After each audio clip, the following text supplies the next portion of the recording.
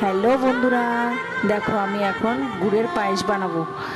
হ্যাঁ, দেখো দুধ গরম করে নিয়েছি, এখানে নিয়েছি কাজু কিশমিশ, তারপরে তোমার গোবিন্দভোগ চাল ভিজিয়ে ধুয়ে নিয়েছি। দুধটা ফুটে গেছে, এতটা দুধ লাগবে না, তুলে রাখবো। এবারে চালটা দিয়ে দেবো, আর লবঙ্গ, এলাচ, দালচিনি, তেজপাতা এগুলো সব দিয়ে দেবো। দিয়ে দুধটাকে ভালো করে ফুটিয়ে চালটা দিয়ে দেবো। চালটা যখন একটু সিদ্ধ সিদ্ধ হয়ে আসবে তখন খেজুরের গুড় কেটে দিয়ে দেবো। দেখো বন্ধুরা, আমার ভিডিওটি যদি তোমাদের ভালো লেগে থাকে তা লাইক কমেন্ট শেয়ার সাবস্ক্রাইব করে দেবে। আর তোমরা কে কেমনভাবে বানাও আমাকে কমেন্ট করে জানাবে। আর তোমরা আমার ভিডিওগুলো আমি পাঠাচ্ছি কিন্তু তোমরা কেউ দেখছো না। হ্যাঁ, তোমাদের কি ভালো লাগছে না ভিডিওগুলো? যদি পছন্দ হয় দেখো, আর ভিডিওটি শেয়ার করে দিও। বাই বন্ধুরা।